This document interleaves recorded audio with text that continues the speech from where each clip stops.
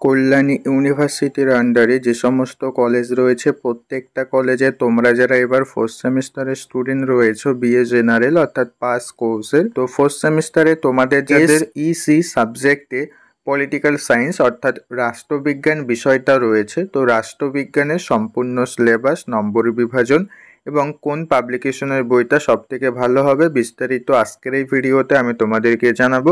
কাজেই আজকের এই ভিডিওটা তোমরা প্রত্যেকেই প্রথম থেকে শেষ পর্যন্ত দেখবে।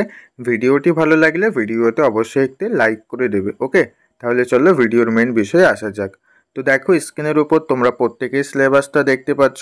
তো এই সিলেবাসটা কল্যাণী ইউনিভার্সিটি থেকে সম্পূর্ণ ইংলিশেই পাবলিশ করে। তো এই ইংলিশ সিলেবাসটা অনেকের বুঝতে সমস্যা হয়, এই কারণে এই সিলেবাসটা আমি তোমাদের সামনে বাংলাতে করে দিচ্ছি। তো তোমরা বাংলা সিলেবাসটা দেখে নাও।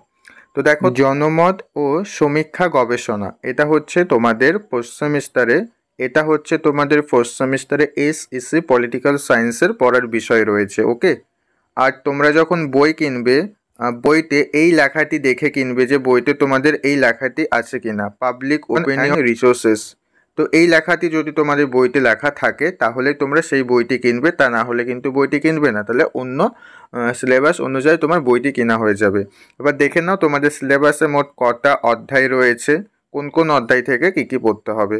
তো দেখো, প্রথম যে ইউনিটটা রয়েছে অর্থাৎ প্রথম অধ্যায় হবে জনমতের সংজ্ঞা এবং বৈশিষ্ট্য, ধারণা এবং বৈশিষ্ট্য একটি গণতান্ত্রিক রাজনৈতিক অবস্থায় এর ভূমিকা সম্পর্কে বিতর্ক, মতামত পোলের জন্য ব্যবহার। তো এইভাবে তোমরা ইউনিট 2, ইউনিট 3, ইউনিট 4, ইউনিট 5 এই সিলেবাসটা তোমরা প্রত্যেকেই দেখে নাও, ঠিক আছে। তো এই সিলেবাস অনুযায়ী তোমরা প্রত্যেকেই বইটি কিনবে। এই 6টা সিলেবাসে তোমাদের যা যা রয়েছে, তো এই 6টা সিলেবাস থেকে তোমাদের পরীক্ষাতে প্রশ্ন আসবে।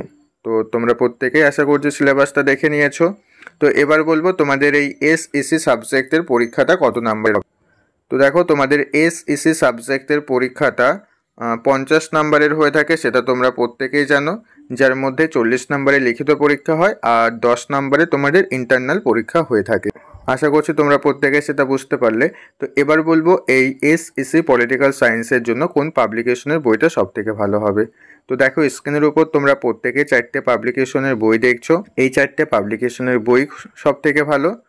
তো এই 4টে পাবলিকেশনের বইয়ের মধ্যে থেকে তুমি যে কোনো একটি পাবলিকেশনের বই কিনে নিয়ে সেই বইটি ভালো করে পড়বে, সেখান থেকে তুমি পরীক্ষাতে প্রশ্ন কমন পেয়ে যাবে। এবং আমি তোমাদের পরীক্ষার আগে তোমাদের সাজেশনের ভিডিও দিয়ে দেবো। তো সেই সাজেশনের ভিডিও যদি তোমরা পরীক্ষার আগে ভালো করে দেখে যেতে পারো, সেখান থেকে তোমরা পরীক্ষাতে হুবহু প্রশ্ন কমন পেয়ে যাবে। ওকে, তো এই ছিল আজকের ভিডিওটি ভালো লাগলে ভিডিওতে অবশ্যই একটি লাইক করে দাও।